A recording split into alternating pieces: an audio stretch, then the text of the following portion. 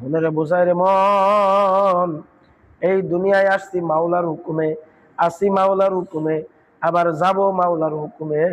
আল্লাহ কি নিয়ে রওনা দিলাম। হঠাৎ একদিন আজরাইল মালাকুল মওত বাড়ির কিনারায় আহারে ঘরের দরজায় আসিয়া ঘন্টা বাজাইয়া দেবে, সিটি বাজাইয়া দেবে, আর এই দুনিয়ায় থাকতে পারবো না।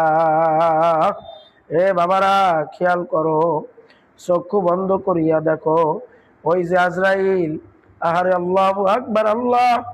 আমরা অন্ধকারের মধ্যে যদি আমাদের থেকে একটু বেশি লম্বা কাউকে দেখি, আমরা ভয়ে চিৎ মারবো, চিল্লাবো।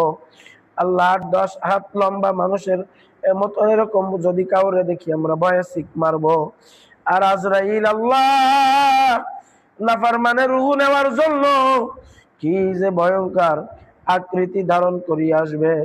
আজরাইলের পাও থাকবে জমিনে, মাথা থাকবে আসমানে, এক হাত থাকবে পূর্ব দিকে, এক হাত থাকবে পশ্চিম দিকে। সমস্ত শরীরের আল্লাহু আকবার পশমের গুড়া দিয়ে আগুনের ঝিলকি বাইর হইতে থাকবে। আল্লাহ চক্ষু দুইটা বড় বড় দিঘির মতন হইয়া যাইবে। নাফরমান এই অবস্থা দেখার পরে আল্লাহু আকবার, কত সময় বেনামাজি গুনাহগার ভয়ে পায়খানা প্রস্রাব পর্যন্ত করিয়া দেয়। আল্লাহ কি উপায় হবে। আজরাইল নাফরমানের শরীরের উপরে থাবা মারিয়া রূহটা যখন বাহির করবে, নাফরমানের কলিজার রড পর্যন্ত ছিড়িয়া যাইবে।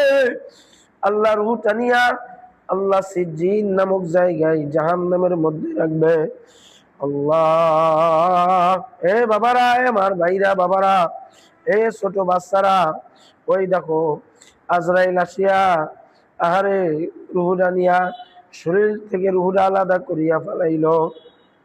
শরীরটা একেবারে অসাড় হইয়া পড়িয়া রইল। ফজরের আজানের সময় হইয়া গেছে। একজন গায়ে হাত দিয়া ডাক দেবে, ওঠো ওঠো, নামাজের সময় হইয়া গেছে, উঠিয়া পড়ো। গায়ে হাত দিয়া দেখবে আর আব্দুর রহমান নাই, আর আরব আলী নাই, আর ফরহাদ নাই। আহারে এই তো চতুর্দিকে মসজিদে মসজিদে এলান হইয়া যাইবে। লোকেরা দৌড়া দৌড়ি করিয়া আসিয়া ঘর থেকে বাহির করিয়া কাঞ্চি তলাই নিয়া মশারি টানাইয়া, চতুর্দিকে মশারি টানাইয়া আহারে শরীর থেকে জামাগুলা বেলেট দিয়া কাটিয়া কাটিয়া